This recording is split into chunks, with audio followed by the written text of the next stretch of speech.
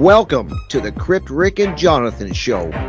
I'm your host, Crypt Rick, and this is my co-host, Jonathan Wright. We are going to be bringing you information and inspiration from all the variety under the sun. Things that will encourage mental and spiritual growth and empower you to freedom, fun, and health. Make sure you don't miss our show every Saturday, Studio B, 6 to 8 p.m. right here at Revolution Radio. The journey begins.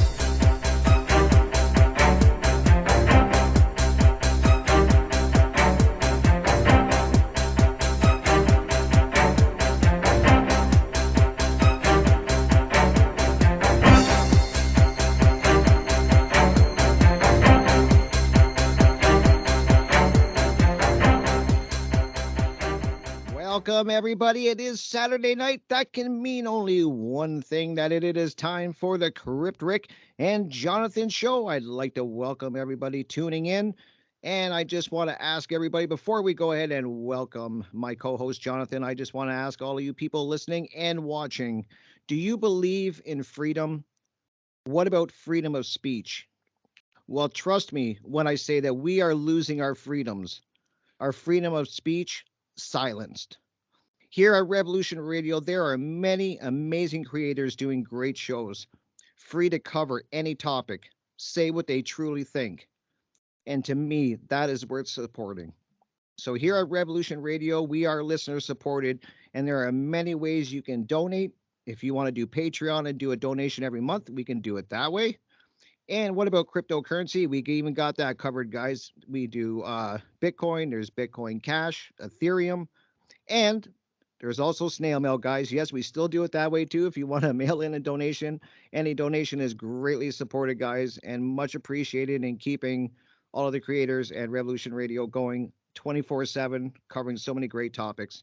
And just go to freedomslips.com. Top of the page, there is a donate section. Just go there, and there's so many great ways to donate. It'll walk you through it, guys. So thank you to everyone who has donated and is donating.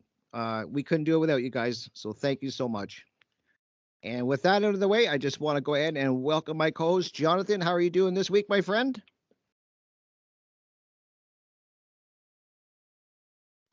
Uh-oh.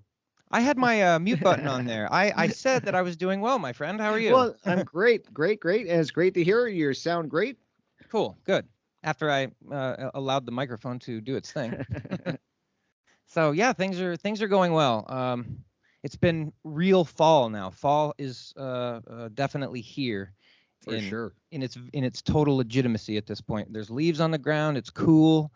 The days are exceptionally short comparatively. There's pumpkins all over the place. At least there is around here.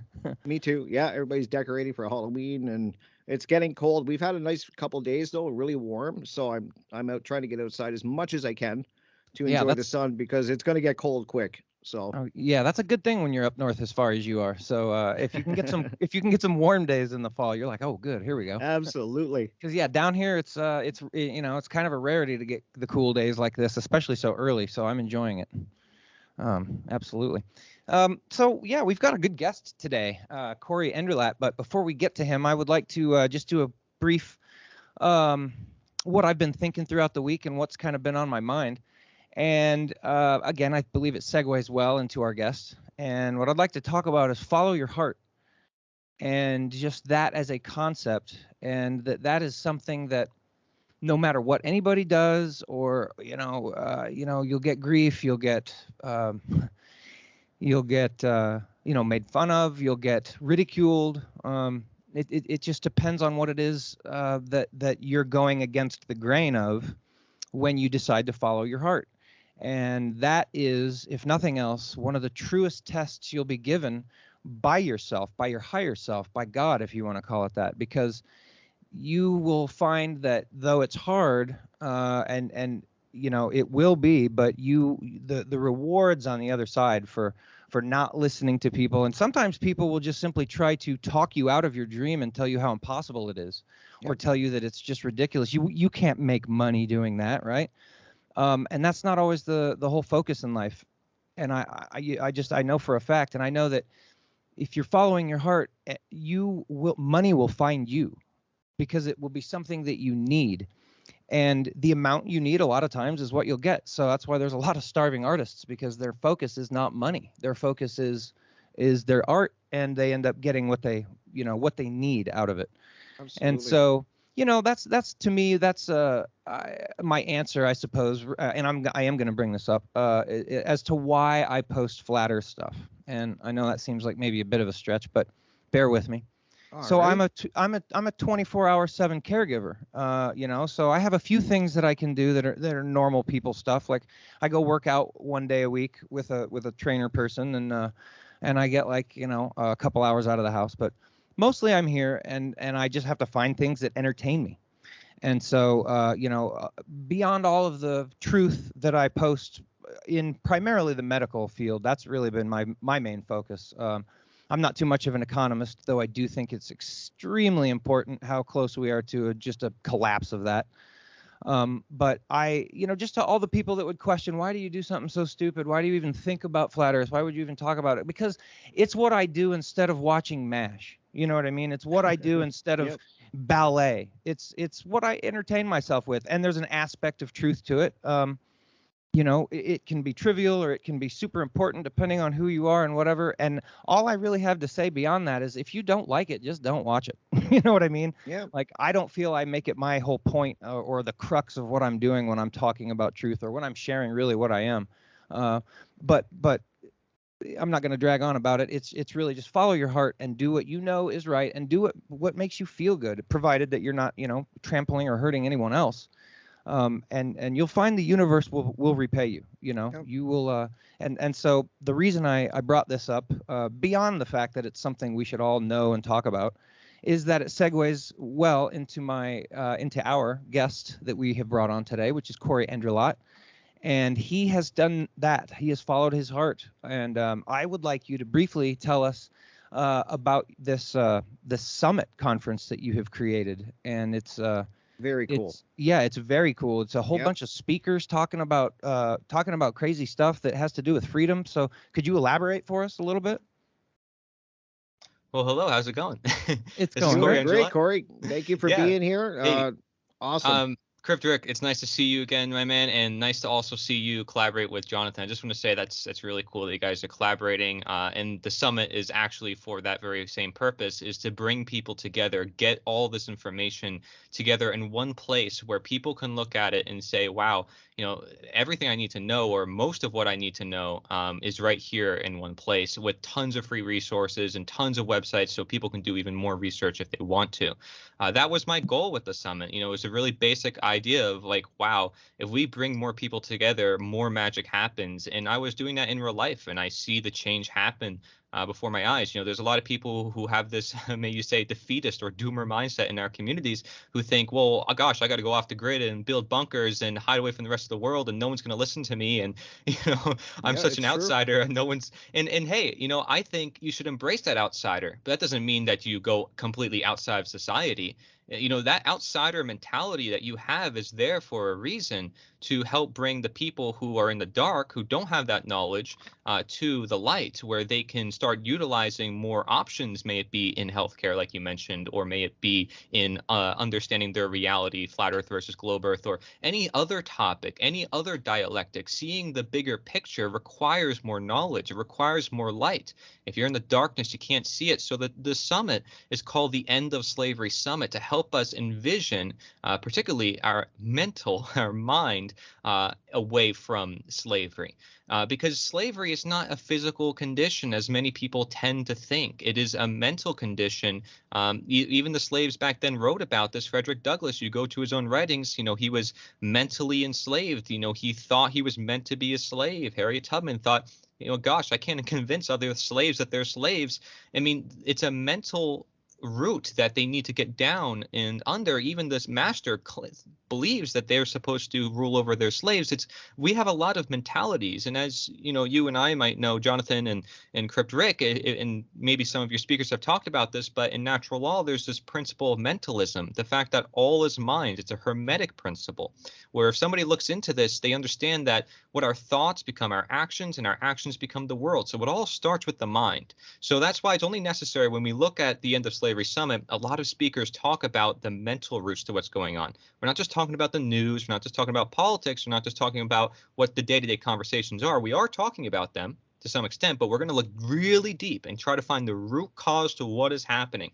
And that lives within people's mentalities and what we can talk about with them and what questions we can ask with them, and maybe even our own experiences, how we got out of those mentalities we thought we were justified in before, but now realize, wait, we were thinking wrong all this time. Wait, we were in the system, cooperating with the system, and realizing the system has failed us. The system is no longer working with us, and we need to change that. So that's all a mental process, and having these conversations is really changing minds, or at least influencing minds to make better decisions, to shed light on the darkness and bring more light to the tunnel, may you say. I agree. I think the conversations, like you said, Cory, are great. I think that's the way to go about it. Is getting it's a great way to get the message out and get people talking. And the round tables I'm starting to do, I really enjoy that aspect. I like having a group of people talking and exchanging ideas and thoughts, and I think that's so important. And that's a great thing about your summit, as you were saying, is that you're trying to bring people together to get the information out there. And I think that's what you're saying is so important, to get people out there. And yeah, and just to clarify real quick, because it's a summit and a lot of people may not know what that is. It's basically an online event, and people can sign up right now. They go to nita.one/summit. There's over 50 speakers we have, including Mark Passio, Derek Brose, and recently got in touch with David Icke and Larkin Rose. So really cool to have those guests on, because I was aiming for them, because these guys have been doing this work way longer than me, way longer than a lot of us. Right. And they've had to fight so much backlash. They were some of the only people. David Icke was talking about the stuff on TV in the 70s and 60s, being laughed at on the streets of Great Britain.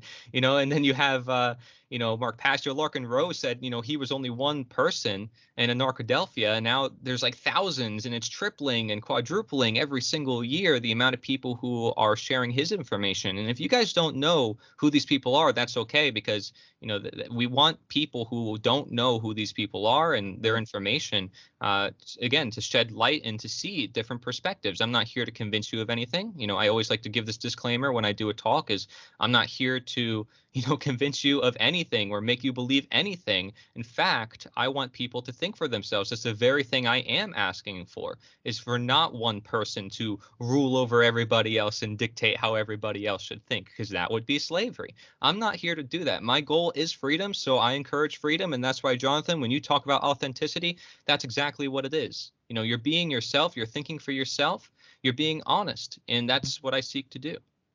Absolutely.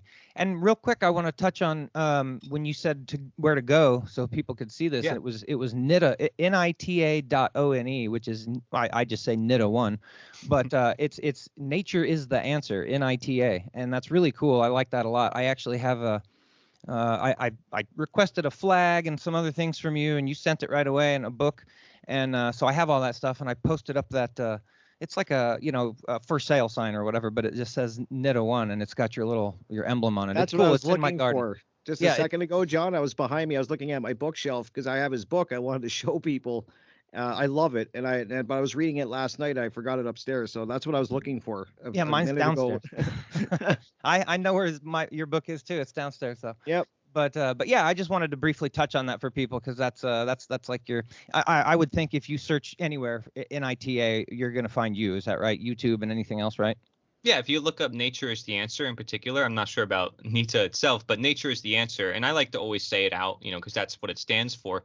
Right. Just look up Nature is the Answer. You will probably find my works, and I encourage other people to use that slogan as well. Again, this message and these ideas that I'm sharing is not limited to just me. Again, I'm taking a lot of words from people from the past. I'm taking a lot of words from people today who have been doing this work and way longer than me. So I'm not the only one.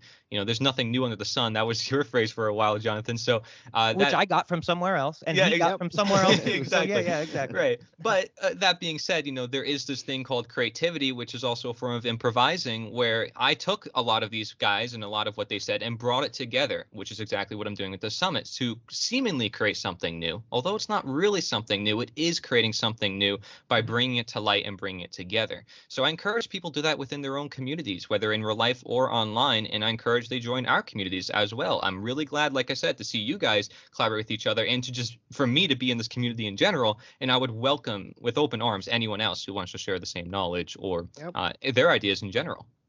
Yep. Absolutely. Yep, it's cool. And a lot of times it's people just simply need to hear something once. And not so much that like, I don't know, makes them believe that or anything else like you said, but it gets their mind turning.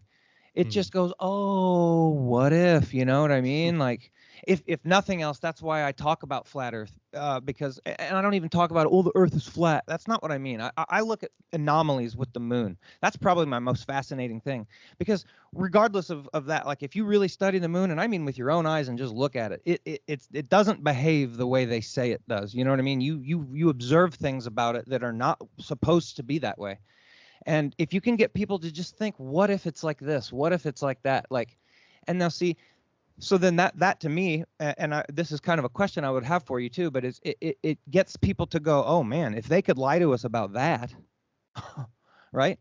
So what in your mind, what's one of the best ways to get people to wake up? Like, what's the best angle to come at? Like, oh, we're going to have this problem, or this is going to be an issue. We're at war. Our economy's failing. They're poisoning us with vaccines. What do you think is the best way to wake someone up? An individualized approach of honesty and accountability. And the reason why I say that is because it's the same way in health. When someone has an issue, they have to confront it, and they have to ask questions as to how they should confront it. Absolutely. So that means facing the fact that it is occurring, not being in denial, and then asking the question why to get to the root cause of the problem, which is a question, and then asking more questions from there, based on the why. And, you can keep asking why and why and why. That, I think, is the goal. When I have a conversation to somebody and I say, hey, you are enslaved, it may come across as really, whoa, what are you talking about? Oh, slavery ended. What are you talking about? It's blunt, yes, but that's good. It's blunt. Maybe I shouldn't say it like that. But if I start with that, a lot of questions should happen if that person wants to learn. Or a lot of questions I can ask can happen if they want to learn. So I think that has to be an incentive, though, is, again, honesty and not wanting to deny the truth or yourself in that conversation. They would be open to the questions that either they have or you have upon the subject, and you would be there with them, kind of like a coach, not there to convince them of anything, like I gave the disclaimer before, but to share information. Because, who am I? I'm not any special. I don't know more than you. I don't know what you know, Jonathan. I don't know what you know, Crypt Rick. You guys can know a whole lot better than me. I think there's a lot of kids out there who are geniuses who don't know how to put their thoughts on paper, who don't know how to use today's language, but it doesn't mean they're not smart. Just because they have certain methods of learning, certain ways of displaying themselves, does not mean that they are, lacking intelligence. And so it's important to take a holistic worldview on that. I'd say apply it like you do in medicine. That would be my answer to that question. I kind of find, Cory, when I meet people and I start talking to them, everybody's different. Like you said, you got to kind of gauge where they're at. Like, I mean, you just gotta kind of find out where they at by just talking to them a bit, instead of I used to come right out of the gate and kind of hit hard, like with information. And I found out very quickly that that's not the way to go about it. Find out what their interests are. Yeah. And then you kind of connect with them, find out where they are, if they even know what natural law is, what they think about it, just all the stuff that we talk about, kind of gauge where they are. And I think that since I've been doing that approach and kind of going in softly, it's way more effective. They're more open to listen, talk, have a discussion than I kind of come out of the gate at first, which I think a lot of people do at first. I think they get excited and they want to really get that information out there. So they kind of hit people like a hammer with it. And then you find out that, at least I did quickly, that that's not the way to go about it. You got to kind of finesse a little bit sometimes. You got to think where you were, you know what I mean? Like, think back to when I was in this mentality and I didn't see past it, or I didn't ask any questions about it.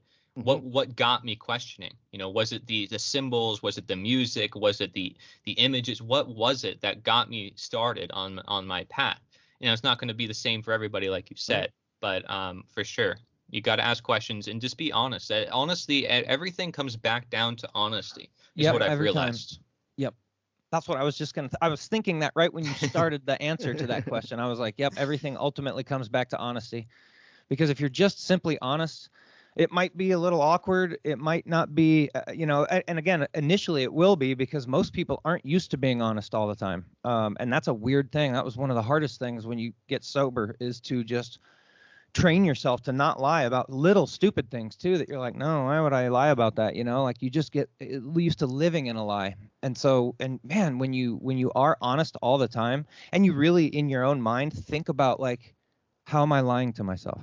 What do I think is okay that's really not? And you really scrutinize yourself down to a point of that little thing right there. Is that okay to do? And then you really ask yourself, and like, and you don't need to know if it's right, because you know if it's right, and if you're just hearing that on the radio, I pointed to my head first. You don't have to understand with your brain if it's right. Your heart knows whether it's right. And so you sometimes got to mellow out and listen.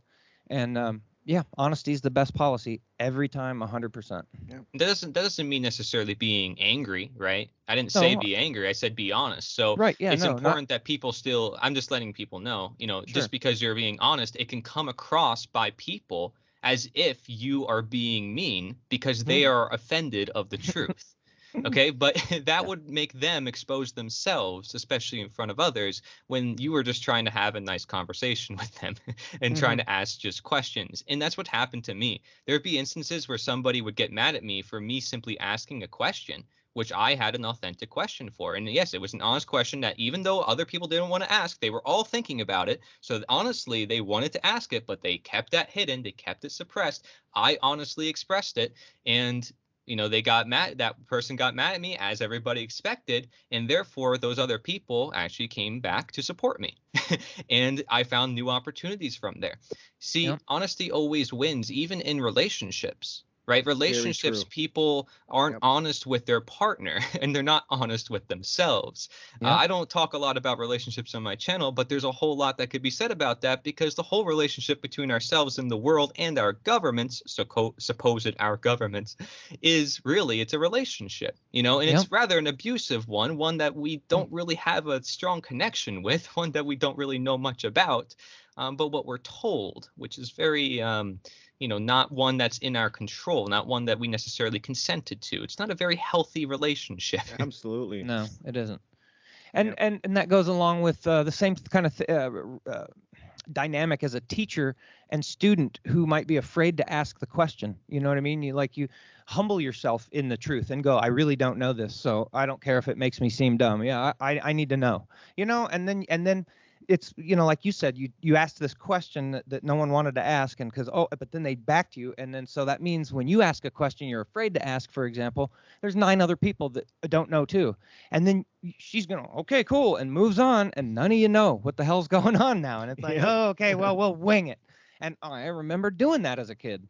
And then, you know what I mean? You have to learn somehow, whether it's telling the teacher, yeah, I didn't really learn, or somebody, you figure it out somehow later. And then you find the right people. You're not living a fake identity or somebody that you're not, because you're trying to uphold some sort of identity that you're not. Correct. And that's the problem with society, is a lot of people are playing into identities they think they should be, which is not who they actually are. So it's all about honesty in every single regards. And may you call it radical honesty. It can hurt people's feelings, but that's ultimately what's necessary. And what do we call politicians? We call them deceivers, people who are dishonest, who lie, and we see it time and time again. It's very ugly what happens in politics, and we see it throughout history over and over again.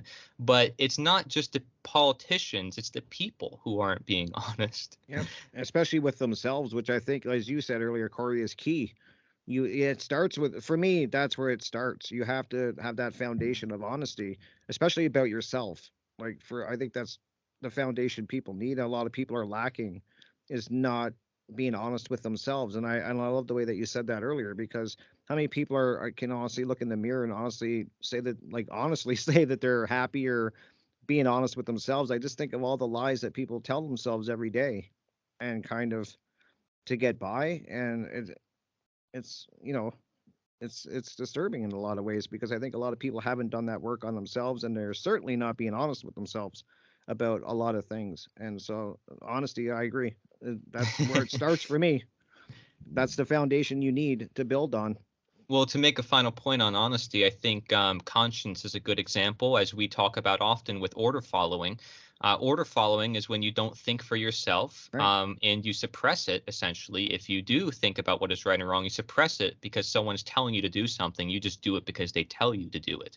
Doesn't mean it's actually right or wrong. So in the case of World War II, millions of people were following the orders of some few people or what's written on a piece of paper, suppressing their own conscience of what's right and wrong just because they're told to do something. And there's even cases nowadays all the time where the parents and the baby, let's say a parent is having a newborn baby, they don't want that birth certificate being signed in the hospital. They can take that baby away from the parent, okay, without the parent's consent of their own baby. And Crazy. and that will happen nowadays, and people will just say, oh, I'm just doing what I'm told. Oh, this is just this law of regulation. You're really taking a baby away from a parent. Where is your conscience here? And this is happening, and that's just one example. And the amount of examples probably I could come up with would just be, A it's whole just show. it's probably it's no fun. I mean, and these Yeah, are topics that can be pretty tough. Slavery is not an easy topic. You think I want to talk about slavery all the time? This is why I have to bring in nature as sort of the integrating factor. So although slavery is what we're abolishing, I'm an abolitionist, so I want to abolish slavery. What I'm bringing in to society rather than taking out is nature, natural law, these principles, these universal and timeless principles that always apply. And guess what? Natural law is just nature, and to align to nature is to be honest, to be natural, to be healthy, to be right, to be truthful, to be correct, sensible, unforced, correct. All these words meaning the same thing essentially, which all again comes down to authenticity. And acting on that principle. How many people can say they act on principle rather than because of some piece of paper or some religion or some book? Or I don't follow one book. I don't follow one teacher. I don't follow one government. I don't follow one anything. There is no one right answer to anything. There's tons of right answers, but I can say there's very few wrong things. Maybe, murder, theft, assault, rape, trespass, coercion, slavery, may you say, is all of that. Involuntary actions, harm, that's all of that, forms of violence. So it's simple to really point out the wrong things, but the right things can actually be sometimes harder for people. So I think these two go hand in hand, and this is why there's sometimes confusion in the world, because people know the bad things, they just don't know always the good things. Right. And I think I think a good way to maybe figure it out too, and again, it depends on where you're at consciously, like where are you at spiritually? Where are you at in your progression of getting past ego and self and selfishness? Because to me, what's good and right, and not always, again, there's things for yourself too, but if you're doing something for someone else, then that's almost always going to be good and right. You know what I mean? Like, if you're looking out for the betterment of another, whether it's societally or whether it's your neighbor right next door, you're helping them get their groceries in, that's always good. That's always right. You're putting your own labor, your own energy into helping another being do something. And, your motives definitely come into play there. But by default, one of the universal gifts I believe we were given is that you feel good when you do stuff like that. So yes. it's like it doesn't mean, oh, you're only doing that to feel good. No, not really. It just happens that I do feel good when I do it. Yeah, and if you feel good doing it, it's not a bad thing. I mean, No. people, they try to make you feel bad when you say, it's like, okay, I don't get it. It makes man. you feel good when you do heroin. Now that you should make someone feel bad about it. It's like, yeah, but don't do that, dude. You'll hurt yourself. Okay. Right. But it makes me feel good to help my neighbor. Okay, well, do that. Exactly. Yep. Right. And that's where I think, we can understand our contribution to society, which, again, is another question people can ask themselves, is sort of what am I contributing to on a day-to-day basis, whether, through the vote of my dollar, which is, probably the vote that most people give, not Yep. the vote that they write on a piece of paper for, some presidential candidate. The vote that really matters is what they vote for every day with their money, Absolutely. toward the products they buy or the people they support, the corporations, all that. The ideologies they The support. with ideology, those, right? Yeah. Yeah, everything basically. The minute you go online, you're clicking on something, you're giving some sort of, monetary gain to somewhere else. I mean, who knows? There's so many different avenues, and then you can wonder why there's so much confusion, because people are like, well, how am I able to keep track of all that? Well, you gotta break it down. You got to be conscious, right? That's what consciousness is to sit back for a second, reflect on your actions. Am I contributing to a better world or a worse world? And then if I'm complaining, does it make it better if I don't realize that I'm complicit somewhat? Like, I need to first make it really sure that I'm not complicit in this problem before I start pointing fingers elsewhere, saying everyone else is the problem. Right. Awareness. People need to raise their awareness of. Well, how could you be honest without knowing yourself? Right. Yep. Yep. Very And true. then again, I truly think, and I did want to ask you about voting too, but just but your dollar is really the only legitimate vote that there is. It's unfortunately, and most people don't quite realize it. They're just out there. Well, listen, well, I buy Or it your from here labor. because it's Yeah. right down the street, or it's labor. I was going gonna to say, in yep. one shop. It's all right here. It's easier. It's like you're voting for that person and the people behind them and the ideologies Right. that they promote. That's what you're doing. So in the case of, like, this necessary sacrifice to help somebody with their groceries, or it's not necessary, but it's something that you see benefits you, it benefits them, it benefits both parties, and you're doing it voluntarily out of your own heart. Mhm. It's different from being coerced into doing something against your will for some sort of justification for the greater good of millions of Right. people, like Yeah. we see in today's systems of government, where everybody is told that, well, you need your money taken from you for this healthcare benefit plan that is going to be distributed across the nation. We don't know exactly how it's going to work, and all the little integral details, and the politicians are probably going to get a cut of that too, and maybe some of the money's going to go here or there, and it can change any day as well, and like, But you gotta pay. You gotta pay though. it's like, and I don't know who it's going to, and it's like, oh my gosh, well, geez, where is my money going? It's then you wonder why we are in the world of unconsciousness, because people are willing to let go something that they earn to some random strangers that they think they know, for some random ideas and some random causes that they think they know. It's like, you talk about the vaccine and the border and all this stuff. It's like, some of this stuff, it's like, I don't even know if it's true, if I can even prove it with my own eyes and my own senses and my own reality. It's really hard to know what is actually going on. I can try doing a lot of research, but even then, I'm still not there. I haven't talked to all the people there. All day we're being fed all these news stories, which is why I've sort of lost track with a lot of the independent news and mainstream news, because it's every day, taking somebody's word of something happening, and we get lost in the details, and we stray away from principle, moral principle, understanding what is freedom, what is slavery, what is ownership. And then, while all the news articles are pointing to the fact that we are enslaved by its symptoms, we never get to the cause, which is what is slavery. So That is it's the most important, the cause.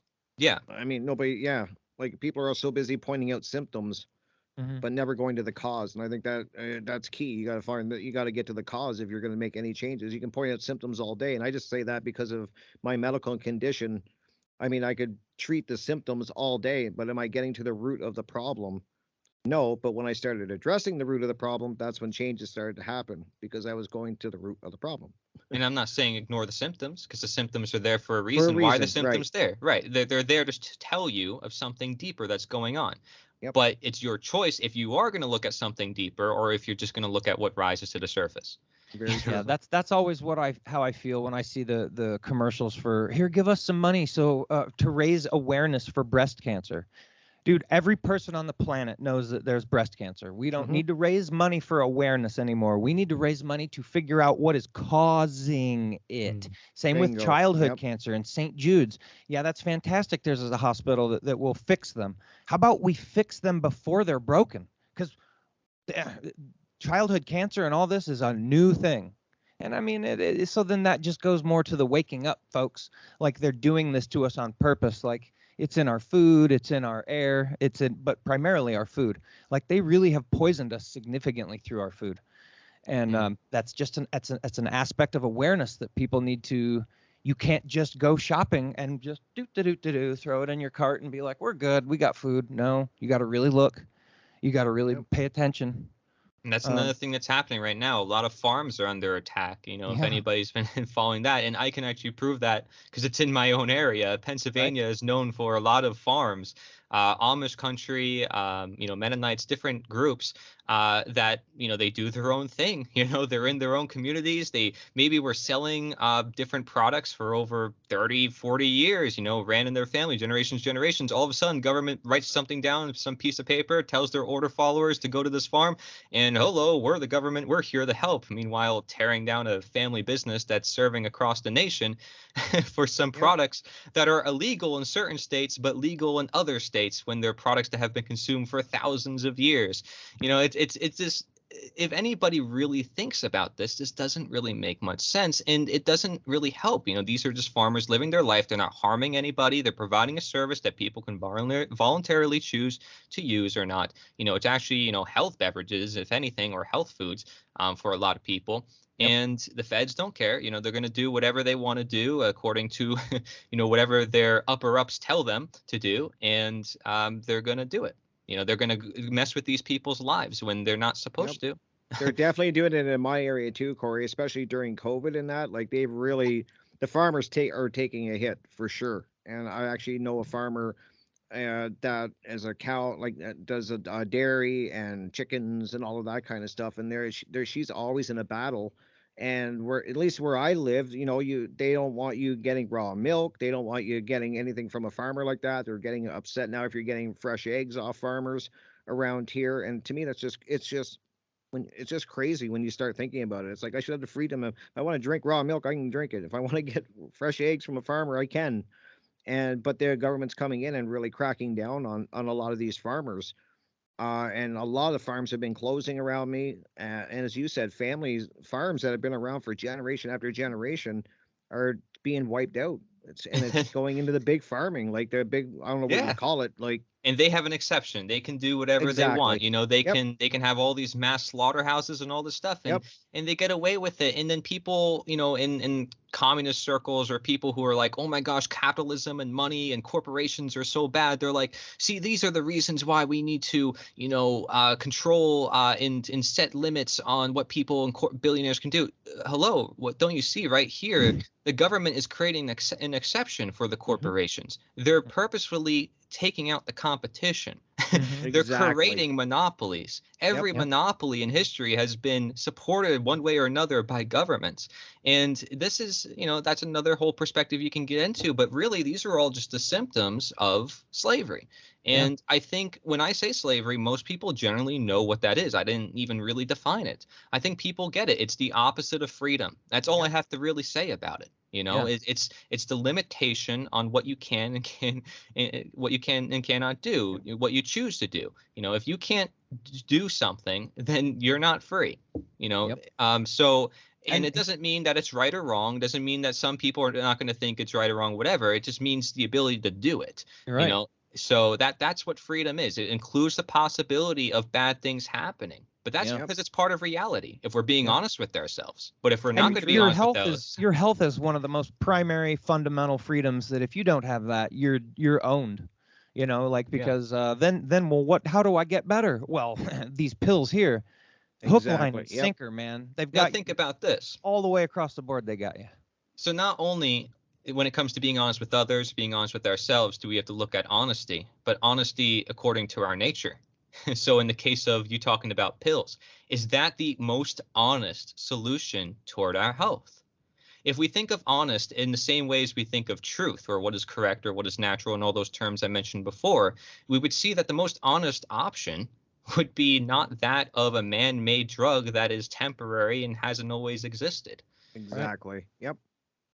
It's definitely 100%. It's a Band-Aid. It's a Band-Aid, and some might be good for a moment and here and there. And I personally don't think there was be a reason ever. You could find something in nature to take its place. But if it's like a right now thing and there's no possible alternative, whatever. But you learn to wean yourself off of needing that whole industry, And I've personally done it with several people throughout my life. You just a big part of it is an example. You got to be doing it yourself. And then you show them and you tell them you can't eat that stuff. You don't eat that stuff. You do this stuff. You need to make sure you're at least getting this, and this so that your body can repair itself. And you can watch people prove it to themselves, you know, and that's it. It's as simple as that. And so, yeah, taking your own health back is so important. So important. Yeah.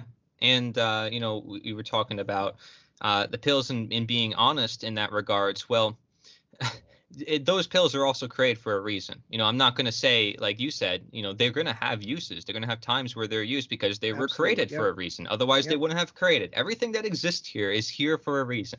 I can't say that everything is, not good that is man-made. No, just because it's man-made does not make it unnatural by default. What we create is beautiful. It's a reflection of what we think and what we learned from nature. So if anything, it's there to have a natural function. But the question is, does it have a natural function?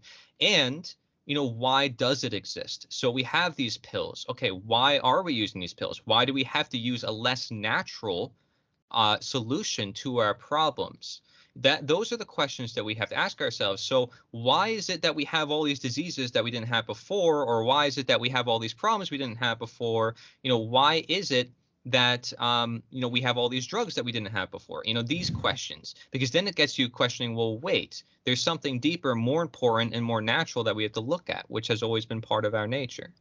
Yep. So diet Absolutely would be diet's abused. That was a game changer for me, was my diet. And not that I've said it before on the show, Corey, like not that I was a bad eater. Like I wasn't somebody that ate takeout all the time or fast food or anything. I just didn't eat a lot, actually. I'm like, so for me, like not eating is not a big deal.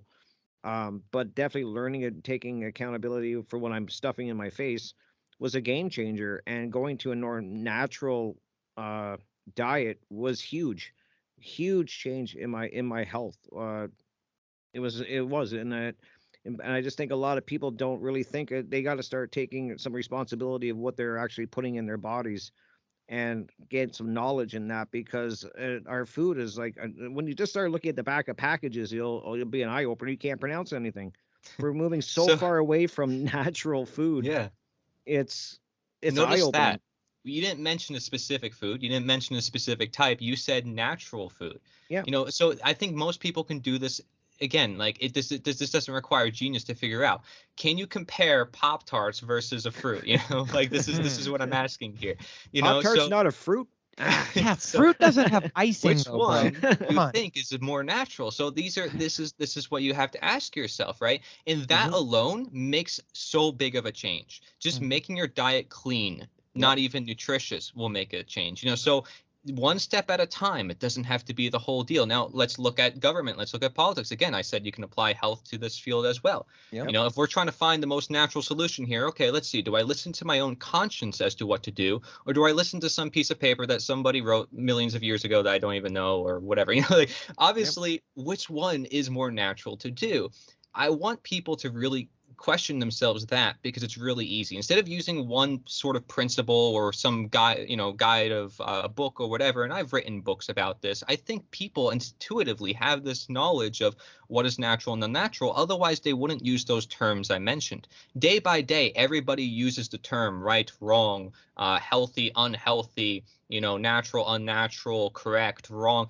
All these terms, because they can't really escape it. Every day they have to make decisions. And those decisions every day is like, am I going to step here? Am I going to go over here? Am I going to spend money here? So to ignore the fact that you're making those decisions, or to be in denial of those facts, or to give that responsibility of those decisions away to others, would be to abdicate your own honesty and to take it away from its natural time and place, as I would call it. Because everything has a time and place in nature. You need to understand your place, which is you belong with you. You don't belong to rule over other people. You don't belong to tell other people how they should live their own lives. You belong to dictate your own life and how you want to pave your own path in this life and improve yourself to others, improve by example, and be the natural leader. Not like these fake leaders today who say, vote for me and I will show you how I'll be the leader. Like, no, how about you prove yourself to be the leader, and then people support you naturally. You don't have to beg for donations and beg for signatures and beg for people's, addresses, and then promise all these changes things and then take everybody's money and use it for all these campaigns and bombard them and print up all these materials and waste all these materials and put them on the streets and litter. It's like, Yep. no one ever thinks about this stuff. I know. You know? Yep. And then when they do get voted in, then they don't really do anything that they promised anyways. At least Well, you know. even if they did, how much expectation they built up to get to that point is like would That's drive true. people insane. Right. Yep. It's every psychological layer that even the politicians themselves, if they're going with the right intent, they're partaking in a ritual that they themselves don't even understand because it was created by people before them. Yeah. And they're just feeling like they're part of the process just as much as the people who vote for them feel like they're doing their duty in their process. And the whole thing is a scam. The whole politics is a scam. It's basically like, well, saying, well, we belong to this group, so we behave and want you to behave this way, and vice versa over here. And it's like, dude, people will behave what fits for them. And so, you know, ultimately you should kind of migrate to where that is for you, whether it's like, you know, because there's always going to be, even in the world of right, even if we're all managing to be right, there's still going to be, I don't like those people, you know, so go with Exactly. those people, go hang out with them. And so, but you don't need politics as some sort of dude in a suit to like get up there and, oh, those guys hate him and, oh, those guys love him and yay. It's just a scam. It really is all a scam to get your mind focused on stuff that is so common sense and intrinsic to your own nature. You just figure out how you want to do you, like what you just said, and stop worrying about all that extra crap. Now, you know, within your community, you can decide, well, we do or we don't want these kinds of things. And that's when people can go, well, wow, we're vastly outnumbered in that thought. Maybe we're going to go down the road a ways and see if there's people that think more like us.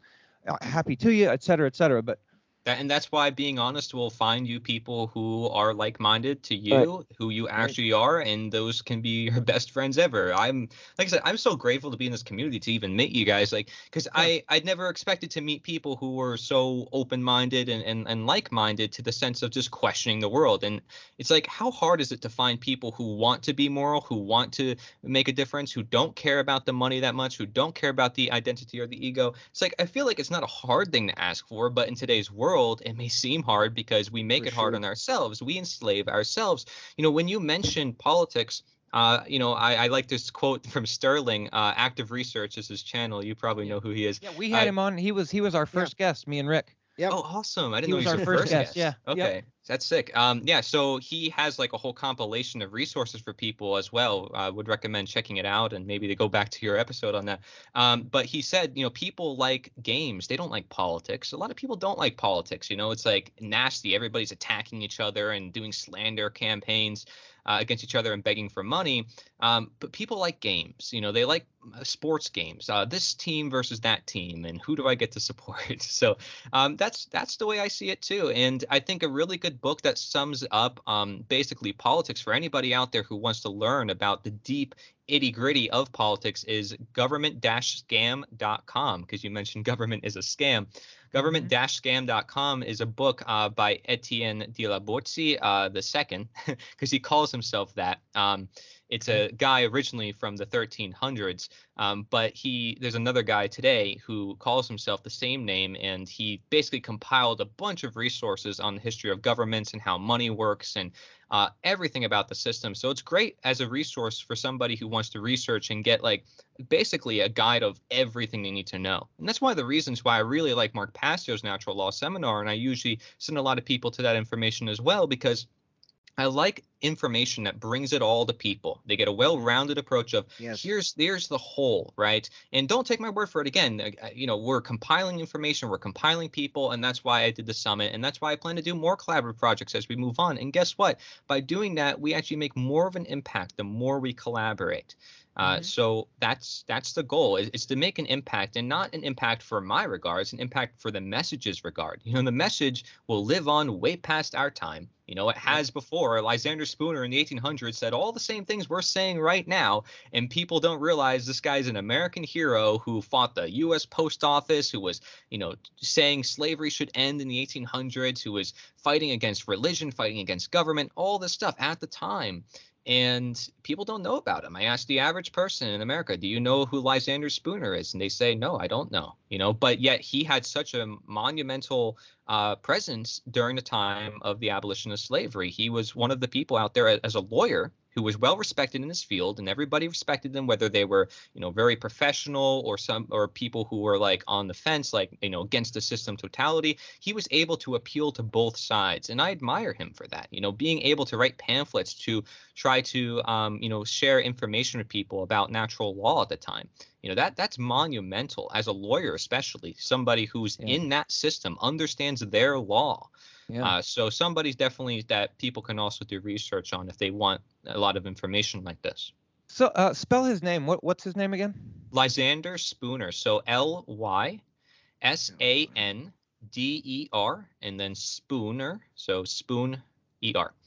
And there's many others like him, and I feature them on the front page of the Summit website, actually. So you have Henry Clark Wright, very controversial abolitionist in the 1800s who was fighting against the institutions at the time, because these guys were smart enough to look at the whole nature of slavery. They weren't just looking at slavery in a limited sense of saying, well, here is some black person who is chained up to a wall or to a plantation. They said, no, slavery is actually, subjugation of one person's will to another.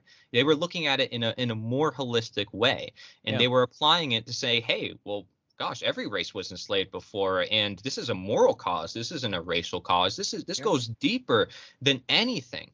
And a lot of them were religious for that reason, and some of them were not religious. They came from all sorts of different backgrounds, and that's what's beautiful to see, is that they can all unite and come together and say, this is what slavery is. It's wrong. It must be abolished. And that's what I'm here to do too. I'm not here to introduce anything new. I'm here to get rid of what doesn't belong, what is affecting our nature the most, and that is the epiphany of man-made authority. People believing that other people have more rights than they do.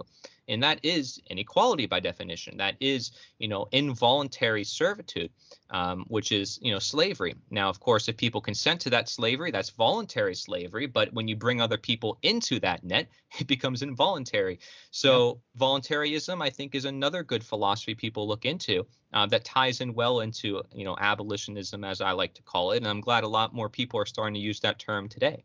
But again, the abolitionists, a lot of them were talking about this. William Lloyd Garrison, which some people would say it was the opposition to Lysander Spooner. Guess what? They both agreed that the government was complicit in promoting slavery. That if it wasn't for the government, slavery wouldn't have even existed, let alone be maintained. Lysander Spooner said this word per word.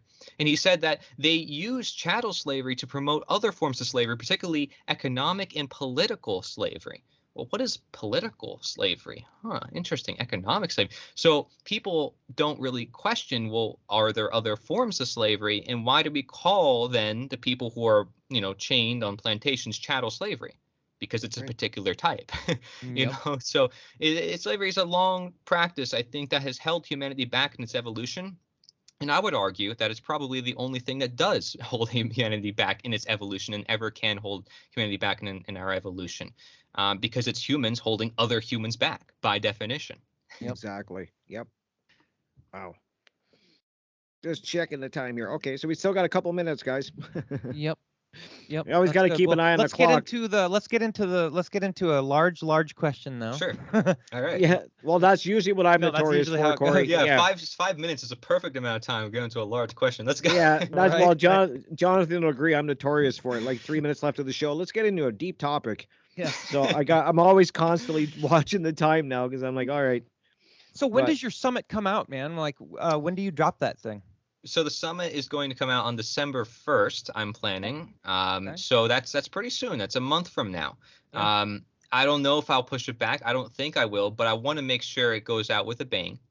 So, and of course we have some influential names on there. So I think I can share around, especially closer to the end. I'm going to want to push it. I don't want to push it too much because I'm quite the spammer with putting out a lot of videos every day of clips from the summit. So I don't want to spam too much.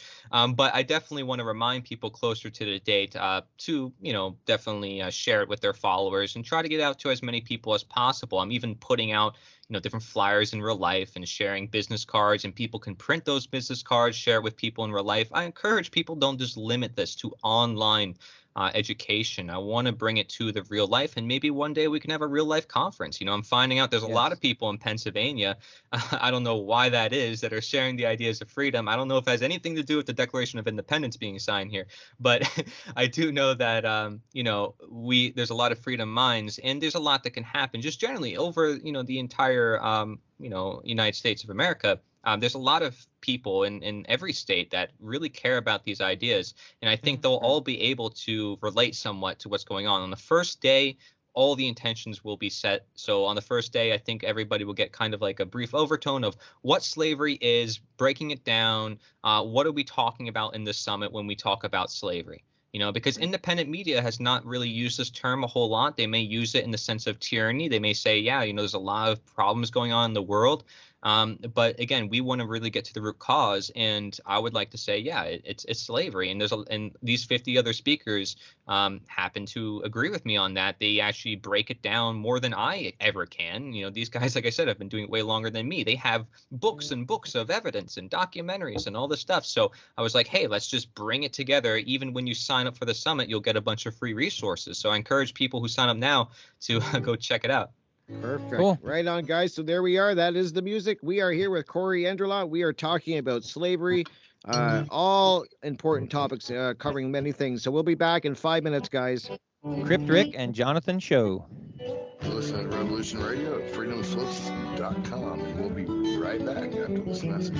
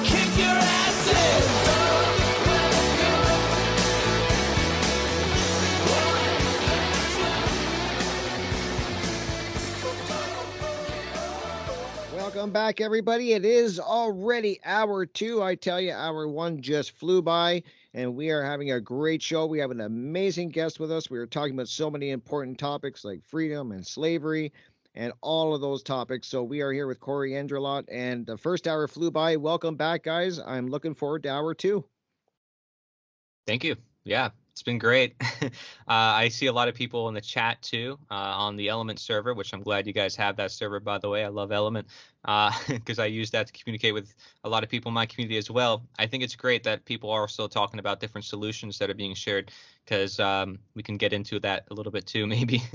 I think solutions are always really important. I agree. Solutions is something I like to bring up. How do we bring the solutions in the real world?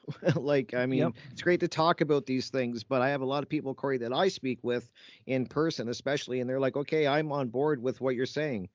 They understand what we're talking about, and then they're like, but then there's the real life. Like, I have a real life. I have a husband, a wife, I have kids, I have a house, I got payments, I got all of the things that people hear. So I think solutions is a great way to spend a second hour, at least to cover some of this.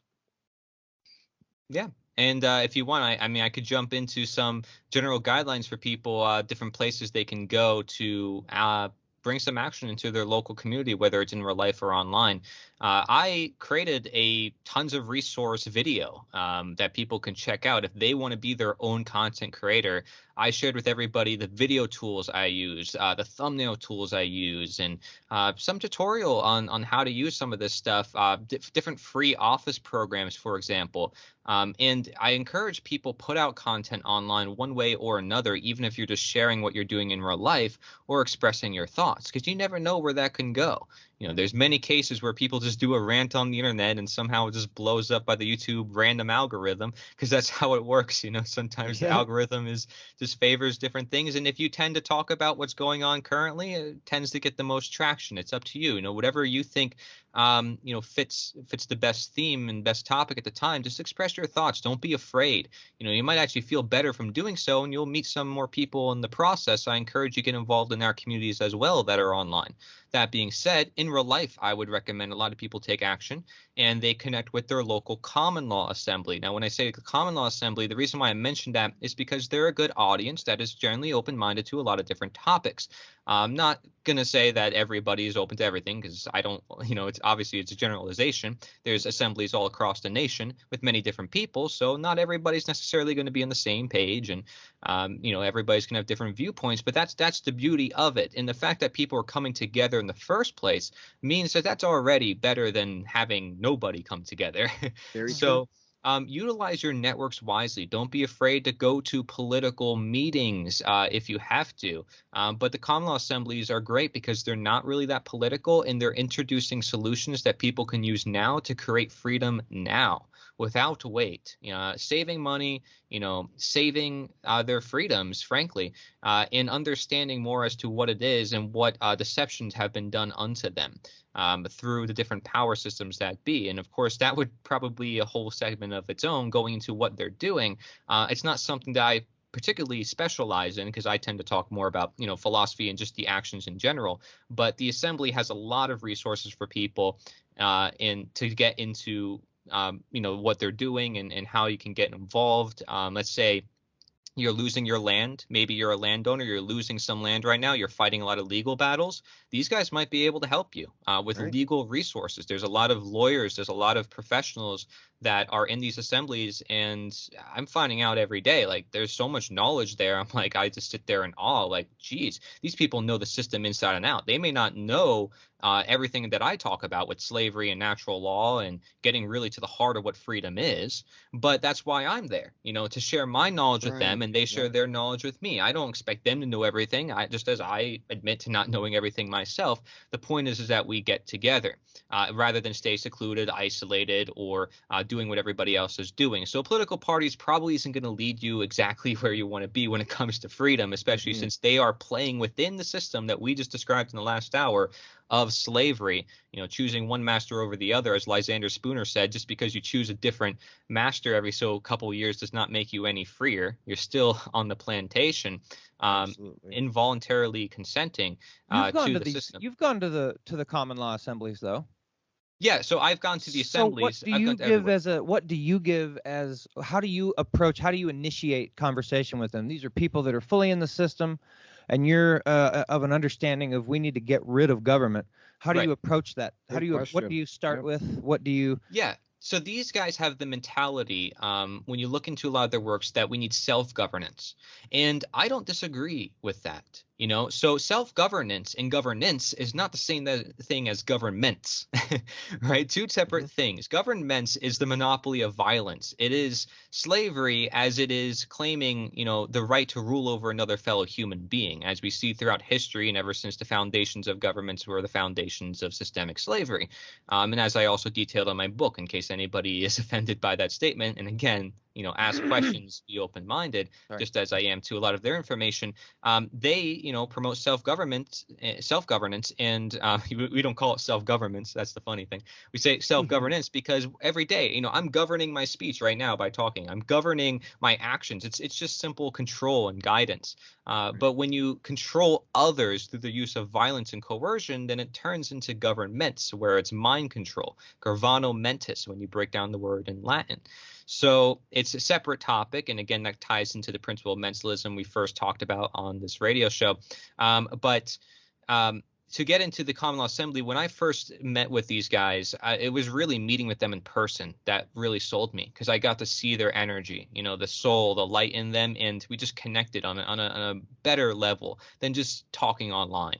And I think the first way a lot of people will contact their assemblies is through the coordinator, and I recommend you do that. You go to tasa.americanstatenationals.org, and you can contact your state coordinator and find out what events are going on. But I would recommend you do find out what events are going on, or find out if they have any meetups or get-togethers, because that, I think, is the surest way of understanding what you're getting yourself into, is by meeting the people directly and getting directly involved. I was very skeptical when I first joined this. I'm like, any organization, any group, if I'm going to get myself involved in something, I want to know what it's about. Right. And just because, there's some organization or group I may not fully agree with, does not mean I don't get involved. Does not mean I don't be there or share my ideas. And so I think it's just a good target audience of people who want freedom. And that is really a simple, basic goal that a lot of us share.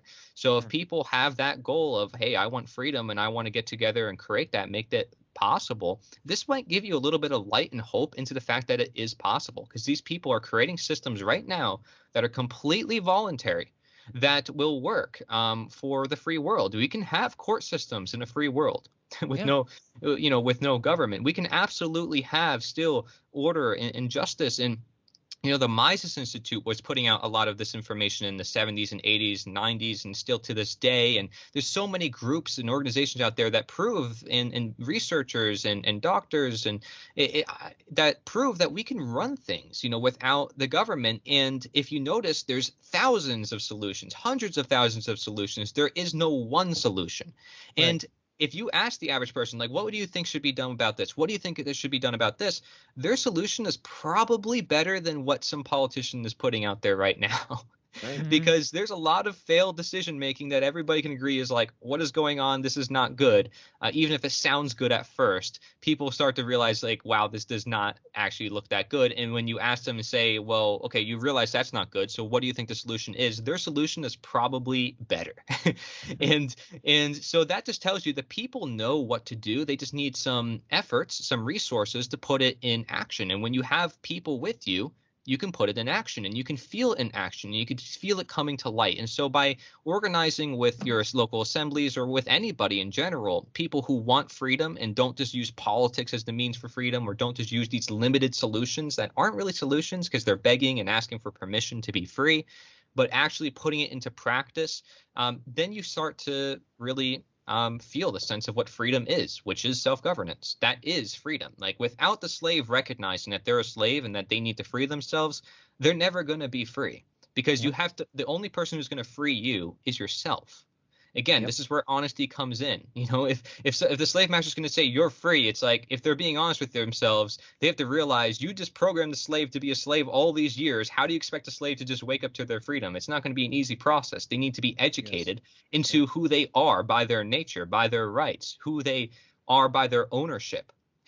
And what freedom looks like, because if you don't know what freedom looks like, it's not this. It's not what you see when you look around you now. Freedom Exactly. is you having a lot more responsibility about everything in your life. Therefore, it looks very different.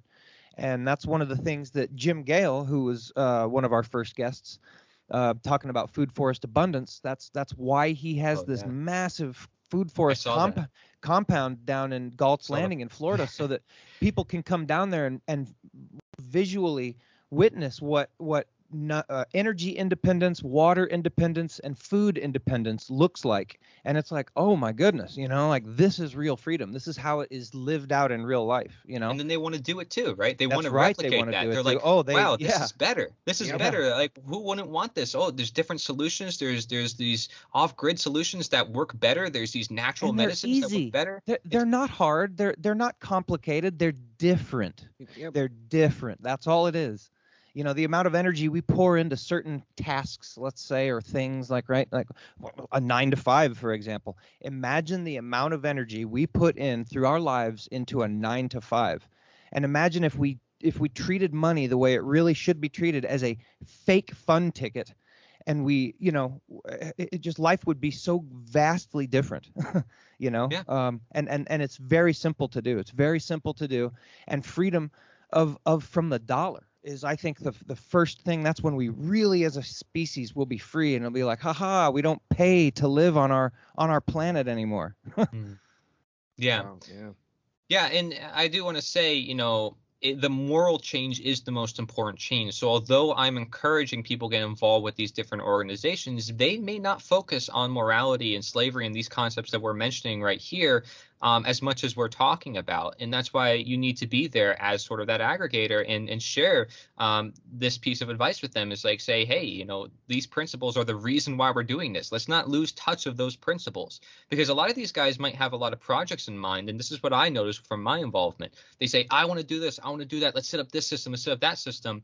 But they may lose focus of why they're actually doing that in the first place. And they get wrapped up in the details, wrapped up in the paperwork, wrapped up in the terminology, where they soon lose, context. They soon lose the purpose as to the whole reason why they're doing that, is for freedom. And if you wrap yourself in the terminology and in the semantics and expecting people to use certain semantics and use certain paper and use certain things, then you're actually counterintuitive to what you want freedom to be. So freedom means, living your life as you so please. And it's just that simple. And having more complications and making that process really complex is not going to really help. While it helps to have a greater sense of self-direction, which requires, some introspection, a lot of personal work, that work doesn't take place on paper. It doesn't take place through ideologies or procedures. It takes place through your own self-reflection. Again, the process of honesty. And, some people may say, well, I know who I am already. I'm ready. Well, if you're ready, then start sharing that, with the world. Help them, because there's a lot of people out there who say, hey, I'm depressed. Hey, I have a lot of mental problems. Hey, I want to be controlled. Hey, I want the government to control everything. Clearly, they're on a totally different mentality from us. And, this isn't an us versus them. We're all in this together. We want our fellow man to grow. We want our fellow man to evolve with us. We don't want to make exceptions. We don't want to say all police are bad. We may want to say police are bad, but we want to say, look, they're still individuals. They're humans underneath that costume, underneath that badge, that title, that identity, that ego. They're still human beings. They have a conscience. They can think for themselves. They just are simply choosing not to. And that's it. That's a mental condition. So until you change that mentality of the slaves, which is the general public, if they have that mentality, until you change that mentality, you can give them all the physical means of changing the world. Whether, let's say, oh, let's just get rid of fiat money. Let's give them gold and silver. Oh, let's just, free them through physical means. Well, if they're still mentally enslaved, they're just going to enslave themselves again. And that's what we see through history is people keep this mentality called statism in their brain over and over and over again, where it keeps rising and falling, new governments, new governments, new governments, and it results in the number one cause of unnatural death, which is democide. And so if you don't know what statism or democide is, I would recommend looking into those terms as well. Again, not a lot of independent media talks about these things, which is why I bring them up, and sometimes I bring them up a little bit too much, but that's because, again, nobody's talking about it. Exactly. And I know, I talk to people, Cory, that when we talk about we talk about how government is slavery and we live in a slave system, and they immediately go to that they just can't picture a world that there's not a government ruling over them. And that's a lot of people I talk to. They just can't, they don't think it can be done. That, and I'm just like, it can be done, but that mindset that they have is the problem. Is that they don't think it can be done, and they believe that government has to be in place for this all to work, and that's so not true. They want you to believe that. Well, That's think what they, about this, right?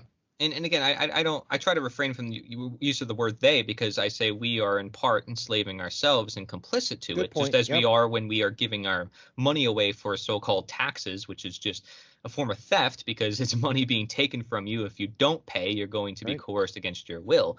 By the way, there's solutions to that too in the assemblies. Just saying, if you want to prevent violence now. But anyways, going back to the point at hand, when you talk about, you're talking about, what were you talking about? I'm sorry. Oh, You were about talking how about- the people that a lot of people yeah, I the speak people with, you talk yeah, to. they just So can't picture it. yeah, they're looking at the external government, and they don't always see that there's a connection between the external government and the internal government. Right. See, I say government is a problem. I'm using it in the external lens of saying mind control of you by other people. But Mhm. if you are in control of your own mind, your own government, then it kind of negates the whole idea of government. It's like saying, well, you are a slave to yourself. Well, then you're not really a slave. You're Yep. free. Yep. So it's the same exact notion. It's like, okay, so I'm free, but to recognize that requires an internal authority, a natural authority, not a man-made, other person authority. And again, this is what you're given by your nature. This is what it means to be honest. So by recognizing honesty and recognizing that internal power that you have, you realize you don't need that external mommy or daddy government to provide you with the services that you desire, but other people may not desire. So are you going to impose your will on them just because you think it's better for them to do that?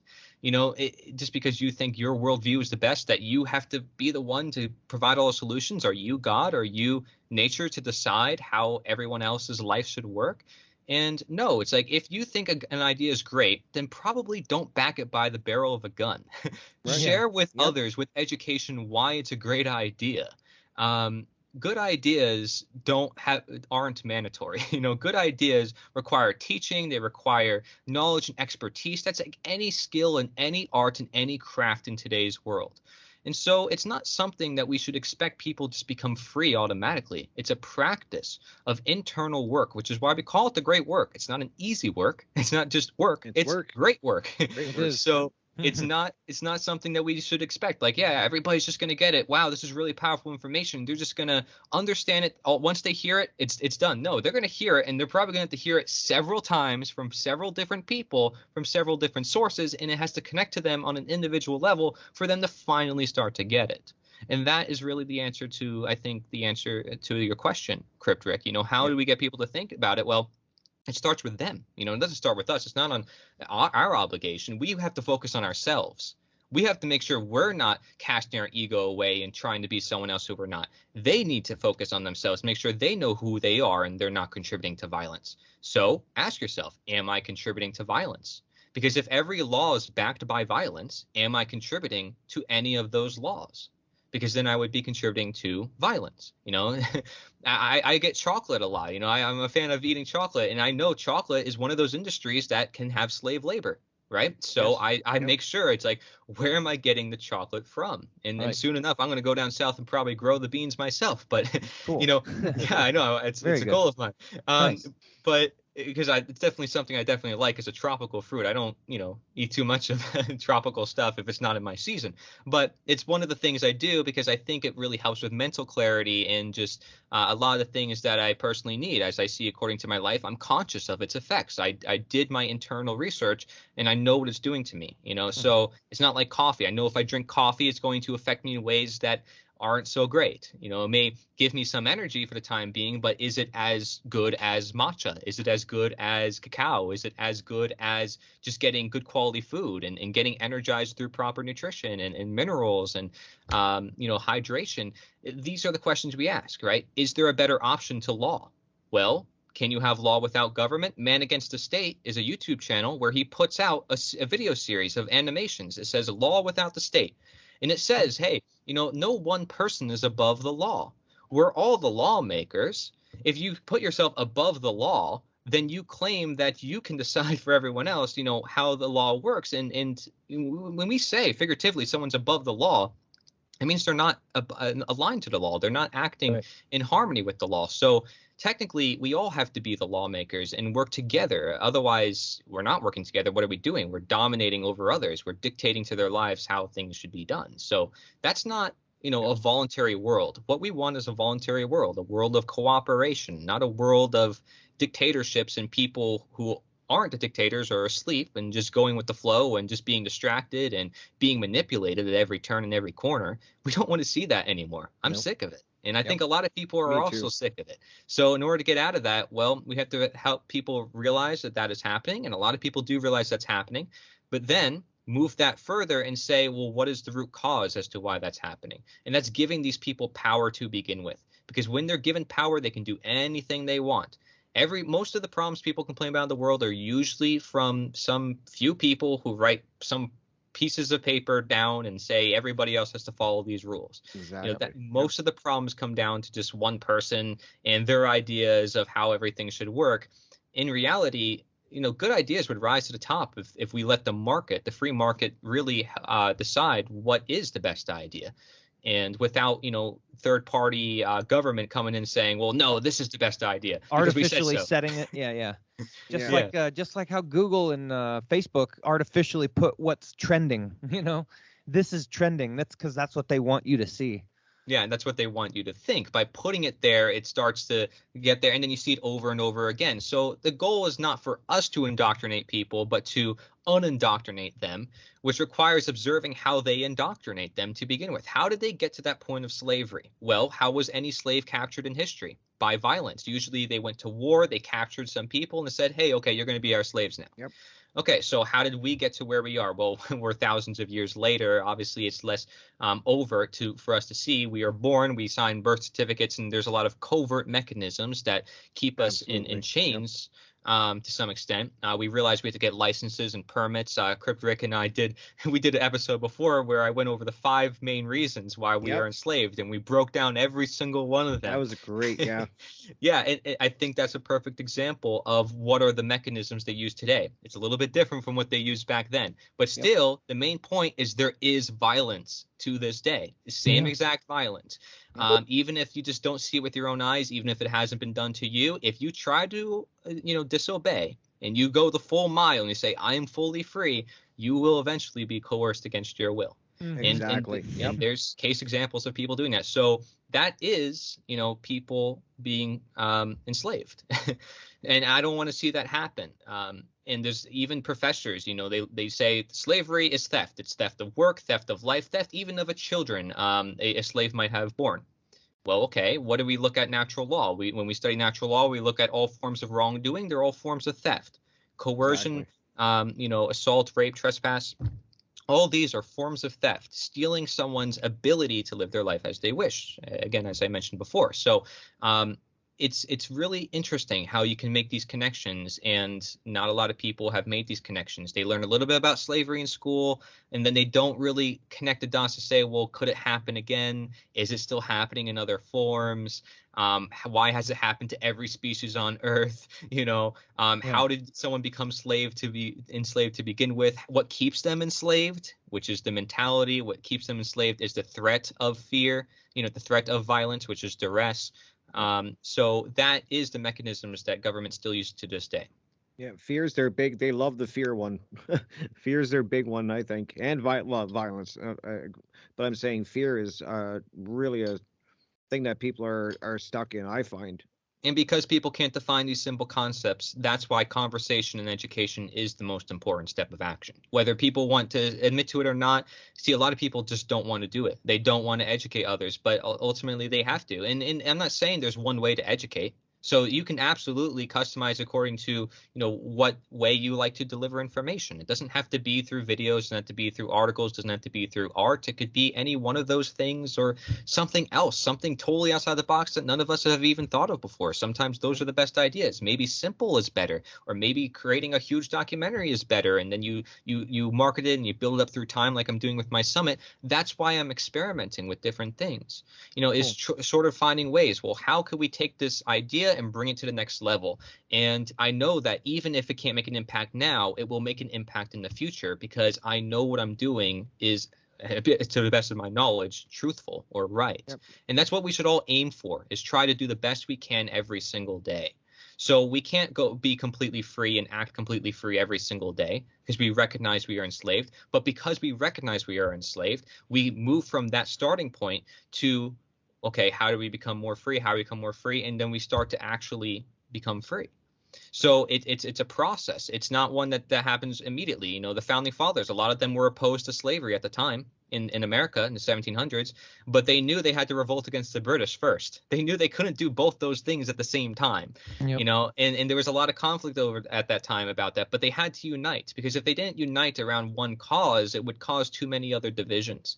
And today, with mass information and mass media, we can tend to get distracted on a lot of other topics. And if we talk about, flat earth and all these other topics, I think that's great, because it can help people open up their mind to many different things and help them see even more as to how the system works. Yep. And the natural systems that work. But that being said, let's relate it back to these concepts that are so core and fundamental. Let's have this bridging, unifying theme among our works, so that way we can share and amplify the main message that needs to get done. So that's my goal. That's why I create a movement as well, and I encourage people to check into it, because it has a learn button and an action button where people can share, similar logos or similar knowledge with others, and just get the message more unified. So amazing. Abolitionism is a movement in this 1800s. Newspapers, people worked on together. Many different writers.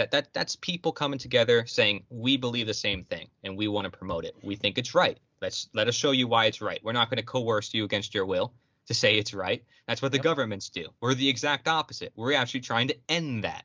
Yeah, exactly. And that's great that you said that, Cory, that there's so many creative ways that you can get the information out there, and that's so important. Find your own creative way, and do it that way, that the way that works best for you. Because a lot of people I talk to, they want to get involved, but they don't necessarily want to do a podcast. Maybe they don't want to be on video. It's not for everybody. But like you said, there's so many other ways you can get the information out there. And one way that I'm even starting to do it now to take action in my community is I'm starting a group, and I'm getting people together, like-minded people, talking about the things that we're talking about tonight and on other shows, and actually meeting once a month in person and kind of forming a group, and going to try to grow that group. And who knows where it's going to grow to in the future, but I think it's such an important step, is to get out into the community, which I know Jonathan's big for too, is community, and getting out there and starting to find people similar. So, yeah, that's what it's all about. Yep. And I know Jonathan's big on community too. So, I mean, that's where I think people need to go too, is start, like you said, getting involved.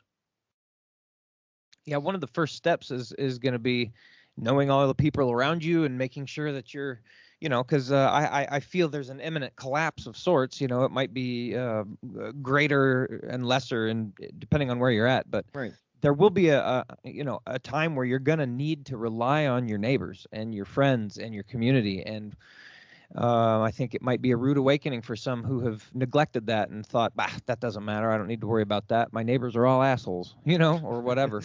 And that will bite you in the butt. Again, natural law, the way humans experience it is you get what you give. And it might take a while for that to come back around, but that's the last thing you want, is to realize you're now getting what you've given when everything has hit the fan. And so it'll be how we survive. It'll be how we create the new world that we all want to see. And it's going to be cooperation, because people right now can't, again, envision, well, how would we do it with no money? Oh my gosh, it would just have to be, Yep. it would have to be barter. And I don't know that that's even the right thing. I think we would just take care of each other. I think we would just, it would be until it got established to a point of comfortability where there would be a need for uh, purchasing and selling because there's so much stuff. I think once this kind of collapse happens, we're going to be focused on stability. How do we stabilize our life so that we can maintain, a freedom for everyone, really, of shelter and food and clothing and energy and water, and your basics are covered. Then people notice, oh, I can live without $1, and now you actually follow your heart truly, and you can create just magnificent things, and we share those things with each other, and that's I feel how the community of freedom will look. And I think the worst thing people can do is follow the news at that time, because you bet they're going to be pumping out fear-based stories when everything is going down, and it's not going to help anybody. It's just going to distract more people from getting off their butts and actually starting to do something. And I agree with you, Jonathan, on the fact that it's like, that you might be angry at your neighbors, but you have to embrace the fact that they're still your neighbors. Like, they're there, and you're going to have to cooperate with whoever's there, whether you like it or not. You have to make it work. Not saying that, you can't be angry at them. It's to say that, because maybe you have a righteous anger to be mad at them, but it's understanding, like, you don't want to create war here. You don't want to create more enemies than there are. How did we get in this mess in the first place? Was it really yourself that caused this economic collapse? Was it really you and your family and your generations? Was it really? I mean, maybe you consented to the systems. Maybe you realized you consented to systems and your families did so, and that was wrong for you to do. And maybe it all built up through all these families consenting to some extent. But I would like to say that, people were just gullible. They were vulnerable, and they didn't know about it. So I would like to say, to some extent, okay, I feel some sympathy for the everyday person, for the slave, because they don't know they're enslaved. But at the same time, I can't just say, well, I feel sympathy for them. I want to empower them. I want them to be stronger than that state of slavery. Yeah. I want them to realize that they never were a slave, in fact. Although I'm calling them a slave right now, I can just equally say they're free, because they are free by their nature. There's nothing stopping us from being free than our own minds, our own actions. We choose when we want to be in freedom. Freedom is a mental state, as many writers of the past have talked about. Slavery is a mental state. That's the whole reason why I mentioned it in the very beginning of this talk. And that's why statism is so important, because it all takes place in the mind. And how are you going to change the minds of people if it's not through conversation, if it's not through getting to the hearts and minds of people? You're not going to get there through physical means. Again, like, that requires brutal education. I mean, that's what the abolitionists did. The Liberator, a common newspaper at the time by William Lloyd Garrison. The dude, a lot of people got mad at him. He's like, I don't want to partake in elections. I don't want to partake in politics. He's like, I know that the way to change things is through education. And so he put it out, like, for straight up like 20 something years, maybe close to around that time. But a good amount of time. I mean, he was personally handwriting these things by hand in the 1800s, and sharing them around. And it started to get pretty big, because he was just bringing a lot of different voices together. And he was the one who really helped to bring Frederick Douglass's voice to the world. If it wasn't for them two meeting, Frederick Douglass, as a slave, wouldn't be able to speak his truth and what happened to him and how he was treated by his slave master. And it's funny, you read the writings of these guys to this day, and you're like, wow, this actually sounds a lot like what's happening today. Frederick Douglass was talking about taxation back in the 1800s, saying, how is that any different from slavery if they're taking something that belongs to you? If that's your property and that's something that you own, and they're claiming to own that of you because you're required to give it to them, it's like, what? That who said who? I didn't say that. I didn't personally consent. So realizing that, again, is step one. Step two is acting on it. That's going to take courage. So you need to be with others to do that. And that's where I think freedom is going to happen. It's going to happen in a domino effect, where communities are together, strong connected communities realize this information. They say, all right, we're done. We have all the tools. We have all the resources. We can live. Why do we need the government? They don't provide any necessary resource. We defend ourselves. We have our property. Our assets are right here. What are we worried about? Yep. Why do we need some foreign gain that claims to represent for us when we're representing ourselves? Yep. And oftentimes they're the danger that we would be worried about anyway. So it's like, so if you guys go away, it's like, damn, the need for defense almost, it dwindles significantly. Yeah, exactly. People say the government is here to protect our rights and assets. When in history has it ever just done that? If anything, it was founded since its very foundation to do the exact opposite. Correct. Because you can't create a system of government in the first place without first coercing people and, again, creating that monopoly on violence, which is a lot of people's definition for what government is. Even Elon Musk said it in an interview. You know, he said government's a monopoly on violence, and then yet next week he's like, I want to create a regulatory agency for AI, and then the next week after that he's like, regulatory agencies don't work that well, and the next week after that he's like, yeah, I don't know where the future should head, and then the next week he's like, let's work on AI, and next week he says AI is going to be more dangerous than nuclear bombs, and then the next week after that he releases an AI robot. You know, it's like what's going on here? Yeah, he's all over. Yeah. And I'm not blaming him. I don't know who he is, again, and his knowledge. And hey, maybe he actually cares about freedom, and what he can do for Twitter could be good. I don't know, right? And I really don't know. A lot of people want to make a lot of claims just because he's a billionaire, just because he has money. I don't really know. The point is that a lot of people don't know. So don't just blame him. Yeah. You know, there's a lot of people in this world. I wouldn't blame him for not knowing. If you're that influential with that many people, trying to keep in touch with your own audience alone is pretty tough, let alone the news, which is constantly attacking you or trying to get clicks all the time off of everything and every moment. It would be pretty hard being a celebrity in today's world. I feel sympathy for them just as much as the average person. I can feel sympathy for the elites who live their boring, sad lives in their castles and in their little, you know, private huts in the middle of the ocean that nobody knows about, you know, where they can be exempt from all these problems, but where we have to face all those problems instead, you know. But they live their life, and it's pretty sad. They're not happy, and that's why they have to take it out on everyone else, because they have this internal trauma and insecurity, so they constantly are looking for more control and constantly looking for more places where they can control people for their own benefit, and they're still not happy, because that's how power works. That's how material things work. That's not how, you know, real spiritual, natural, you know, healing works, as we come to understand. Well, If you look it's like people are always trying to fill the hole inside of them by like buying stuff, or they're always, you know, and I'm just adding that in because you were talking about celebrities, and they're just they haven't done the work on themselves, so what they try to do is plug this void that they have. They're stuffing it full of buying all these things, and they're not really ever truly happy. And it's harder to know yourself when you're surrounded by so many other things. Yep. And that's why, you know, meditation and presence practices helps you really sit down just with yourself to reflect upon yourself. So it's no surprise, you know, that a lot of these people may not really know who they are, and they've gotten to the point where there's been so many bloodlines, and they're born into that family and born into that position of power where they see no other reality out of it. They think it's basically natural for them to be in power. I've had to move like so many times in my life, just like, oh, gotta move.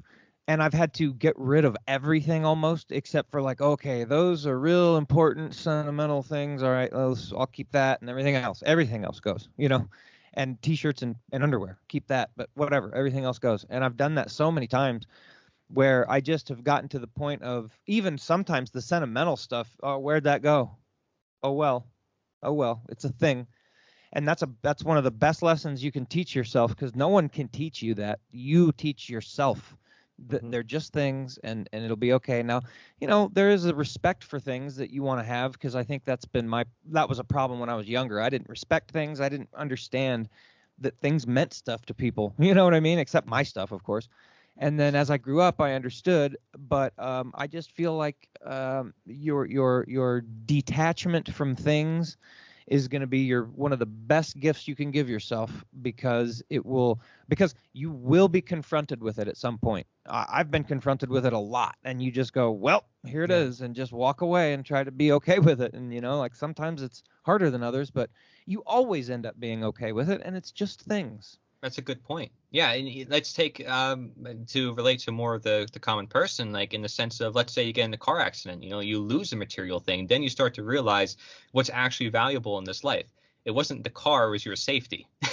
And the other person's life in that other car that you weren't paying attention, and you took them out. Oh, God. Right. You know, right. That's what's important. So once you start to lose what's really important, you finally start to understand, okay, this is why, you know, we need to look at nature, not these man-made things that we seem to replace nature or distract nature with. Exactly.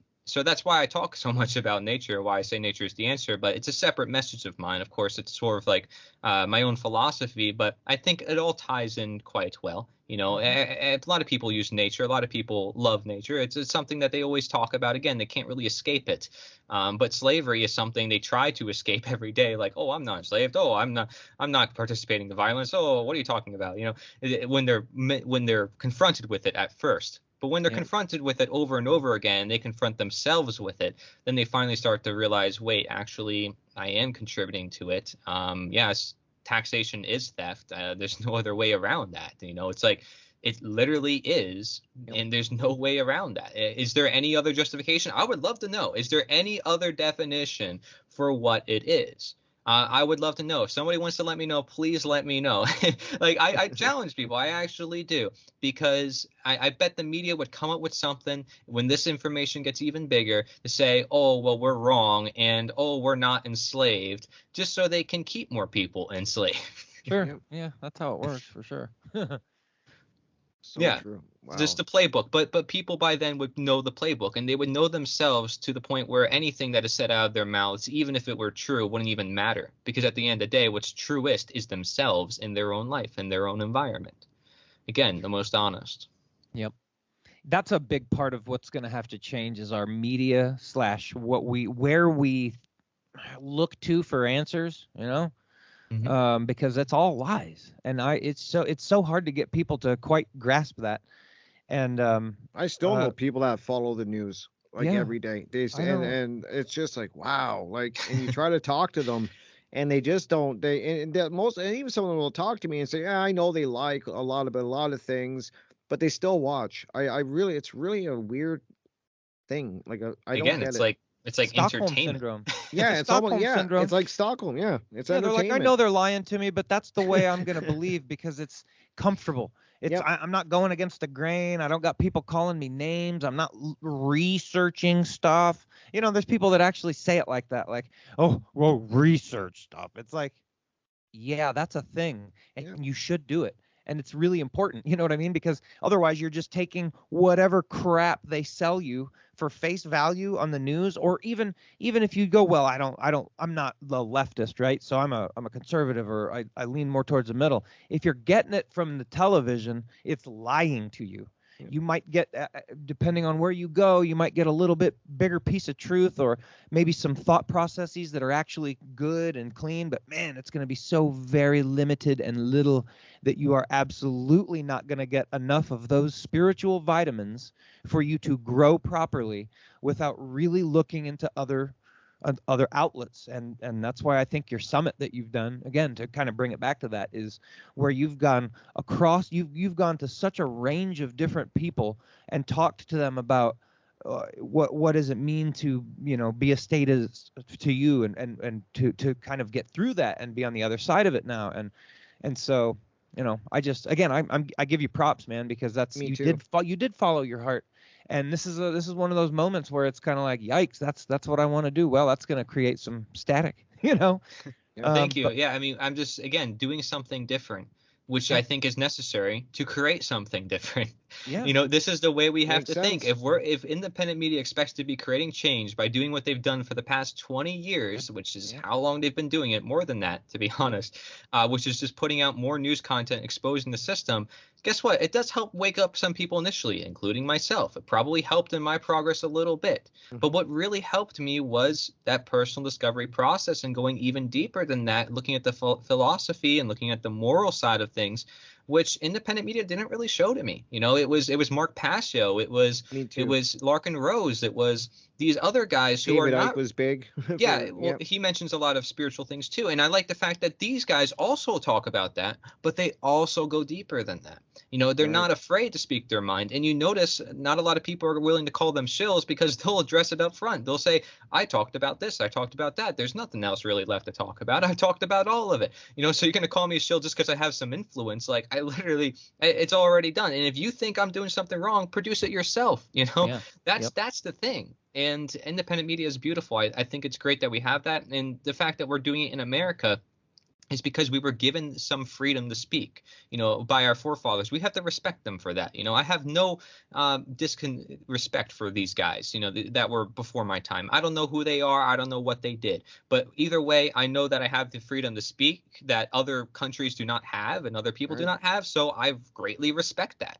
And I'm going to say, well, great. Now let's extend that to more other freedoms, because if they were writing about how freedom's so important, like we are talking about right now, then we got to keep that going, Absolutely. and it doesn't mean that they were right on every other thing, because we can understand certain things within our own lives. Other things we'd have to take on faith, like, a republic form of government is the best form of government. It will be perfectly limited and it will work. And meanwhile, every republic in history has turned into the most tyrannical government.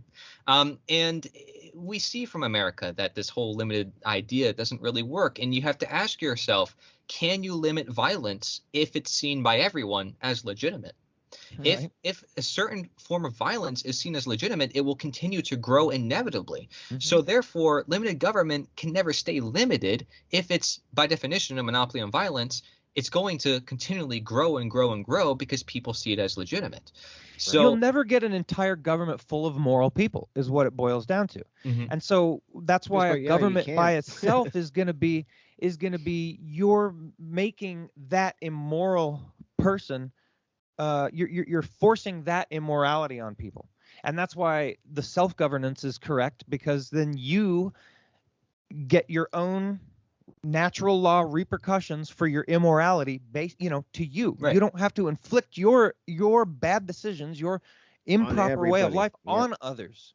And that's why no government, you know what I mean? Like, that's why voluntarism, period. I mean, who seeks power to begin with? It's like the average person I talk to doesn't really seek power. No. And then if they do seek power, they're like, well, I feel like I kind of have to because it's part of the ritual. But then it's like I ask them more questions and they're like, I really don't want to do this. And I'm like, why are you doing this? It's not something that you want to do in your own life because you don't want power and authority. You can make an influence without that position, without that power. So why aren't you doing it? And, so often I see this. The only person I saw that made a really somewhat positive influence in politics was Ron Paul. And guess what? He didn't win. What he did was share educative ideas with people, and that's what led people on to other works and led people on to all these truth journey crusades. It wasn't the fact that he was running on a platform. It was the fact that he was being a bit more authentic than the other politicians and sharing ideas that the other politicians didn't share. So that's not to say that people should run in politics and do the same thing that he did, because guess what? You're still going to play the game. Even Ron Paul regrets it to this day. He says it himself now. And a lot of people consider him as like their start to understanding anarchism and abolitionism, which is really interesting, because he started out in politics. But it shows people that's the nature of the system. That's why he did it, is to get the idea out to a crowd he knew would be susceptible to knowledge and libertarians, which are close to getting to understand what real freedom is, but they're just not there yet. That's the limited government minarchist position. And hey, there may be some people listening right now who still believe that. That's perfectly fine, right? I'm not here to tell you what you should or should not think, but I would encourage you look into a lot of the resources I have. I have a whole documentary on why limited government isn't possible, why society works perfectly, or at least optimally without, a lot of these systems that be. And a lot of people have written about it. A lot of people have done talks about it. And again, the average public, they're not going to learn this stuff in school, the nature of these governments, how they work, what rights are, what freedom is. So, of course, that's going to help free people. If they don't know what slavery is, they're going to be enslaved. If they don't know what freedom is, they're never going to attain freedom. It's understanding what those things are first. It's understanding then where are you? Okay, so now you know what freedom is. Now you know what slavery is. Which one are you on? It's like you have these two extreme ends. Okay, well, maybe I'm like right here. I'm not fully enslaved, because if I was fully enslaved, I couldn't do anything. But it's moving toward that end if I realize there's more restrictions, there's more barriers, there's more people being complacent, there's more people being distracted, and I have to realize that if I let that continue, it's going to continue toward that end. And if I want to go more toward freedom, then naturally, government will become more limited, but guess what? It will start to disappear, because if you're creating a voluntary world, a world of no coercion, that's a world of no government by definition. And if we head that way, it will dissipate. The government would dissipate if you head that way. Our society will continue just fine with leadership. there will be no government, but yes, there will still be leadership. There will still be badasses. There will still be people that people look up to and that people follow and that people listen to, and that will still happen. Yep, but it will great be point. voluntary, and it won't be, and it will actually be, again, I don't know how this is exactly going to work, but there's going to be some sort of revolution of consciousness where you can actually trust the things people are saying to you, because we're at a point now where it's like, it's mostly, well, I just trust that they're lying to me, and then you're right. You know what I mean? And I really think that, amidst collapse and rebuilding, once there's a rebuilding, that's where people like us need to really speak up. But I think this is where we're going to actually be able to start trusting the people we're listening to in these whatever, to me, what would be like a hippie. We got the cities over here and we've left, and we're all right, we're going to go hippie it out over here until we figure out how to build something new and better and different. Yeah. And so in that world, you'll be able to trust people. They'll be transparent for the most part, I think, and like, here's what I'm trying to do. Don't you guys want to do this with me? And other people will have actual communication with one another, and that's how we can grow. And freedomcells.org is trying to do that too. I would recommend people look into it, because they even made improvements to their website like just a couple months ago, and they're constantly making more improvements where they can make it more easy access for people and just make it more clear as to what they're trying to do. And they're trying to set up, those local communities. I think that's great. And again, combined with the common law assemblies, maybe even get the objectivists and the Ayn Rand, Atlas Society people start to understand a lot of this. The libertarian parties, they realize their parties are not working, or their parties are just going in so many different circles. And even Mises is fighting with their own caucus right now, and there's a bunch of people who want to ban it. I was actually got in some conflict with the Mises caucus because they didn't want to hear my ideas. I just simply shared it with them in my own state, the PA Mises caucus. I was like, hey, I'm going to set up an event. And I was like, because I first went on the chat, I was like, hey, is there any events going on? Didn't find out there was any events. So I was like, okay, I'll start one myself. And everybody was like, yeah, I'm going to join. But guess what? Some administrator didn't like what I said. They didn't like the fact I was like, hey, we don't need to vote. We don't necessarily need to use politics. There's other methods of change. That's what I said. I said we don't just have to vote. And they didn't like the fact that I said that, because they're a caucus. They just want to focus on one particular action. I'm saying, why limit our resources to one thing when we know there's other solutions that are potentially way better? And you have all this money of all these people and all these resources. Why don't you put it towards something can actually really guarantee success, rather than some candidate that you don't know is really going to win, for some policies you don't even know they're going to pass, for some ideas not everyone's going to agree with. Like, there's so many dependencies. It's like, broken. Meanwhile, you can create a community as long as you have some people who are like, yeah, let's build it, and then boom, just give them the resources and they can do it. That's it. It can take maybe a billionaire saying, hey, let's set up this community over here, or an investor saying, hey, let's just build this community over here, and you start a domino effect. You could start with a trending hashtag on social media, end slavery, or natural law, or statism, and people start talking about it, and they're like, what is this? And there's people out there that don't really care about money that much. Like, it's not their whole driving force. And I know, because I'm one of them, and I may not be a billionaire like that, but I know that mentality is starting to be pervasive in others, and starting to go, oh wow, this money thing is really kind of a joke. And if I back off of it a bit, I'd find myself happier, and then and those around me as well. You know what I mean? So that's coming as well. As well as being able to potentially trust the guy talking to you. You can also trust that he's not all focused on his bottom line, because you're all in the same field and you're all trying to build this thing together. There is no his bottom line. It's our bottom line now, type of thing. And when I'm looking at the time, Cory, we are almost ready to wrap up. I want to give you a chance, if for your summit, if there's people that are listening that would like to take part in the summit. I know you said you're hoping to release in December. Can they contact you? And so absolutely. Are you still taking people for this summit that want to speak? Sure. I can't guarantee necessarily for the summit. I would still invite you guys, however much you guys want to still get involved for the summit. But anyone else out there, I would recommend checking out my next projects as well, like the newspaper, which will be reoccurring weekly, is the goal. the aim. I can't guarantee when that's going to happen exactly, but I know it's going to happen. I'll tell you right now. Oh, I perfect. make sure if I say something, it's going to happen. And if I have the resources and I know that it's something that I can easily maintain, it's going to happen. So I recommend everybody, looks forward to collaborating. Just get in touch with a lot of my works and stay tuned.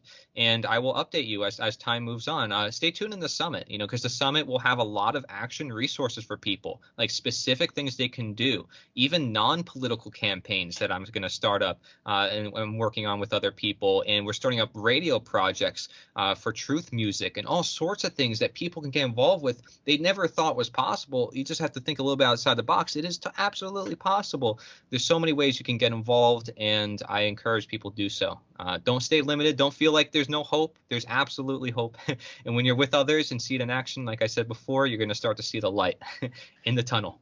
So Very at true. onegreatworknetwork.com and look for Cory Endrulat. Where else? Nature is the Answer on YouTube. Yeah, you look up Nature's the Answer on any search engine, you'll find it. Look up the End of Slavery Summit on any search engine, you'll find it. Not Google, by the way. Google's the only search engine that doesn't show the End of Slavery Summit. Not sure why. Maybe I know why, but whatever. Yeah, I think you wouldn't be wrong if you were to guess. Yeah. But you It go to doesn't any other surprise one. me. Pretty sure it works on every other one. I tried testing it. And you can look up my name, Cory. Nature is the Answer is probably the best way to find me. Just Cory, Nature is the Answer. I do have a tap link, which has all my links. I recommend people try to find that tap link because it has everything from the common law resources to my resources video for anybody who wants to create content out there, to my different written proposals to health practitioners, to people in politics, to different You're very sheets prolific. You're very for prolific. sure, You have Cory. You're a guy. lot of stuff. You're involved in everything, man. I applaud you. Wow. Well, I You are try really- to set up different mediums of action, and that's the goal of the summit. Is like to say at the toward the final days is to be like, here's all the stuff you can do. You thought you can do nothing? Well, think again. Yeah, sure. Independent media was existing for 20 plus years. I'm here to say we need to actually put an end to this. They say they're sick of all the tyranny and slavery. Well, I want to see it in action. Wow. Well, there you have it, guys. Cory Endrulat. I'm telling you, please check out his site. I want to thank you, Cory. You're always welcome back, and thank you guys for listening. And thank you to my co-host Jonathan. Have a great week, guys. Aloha.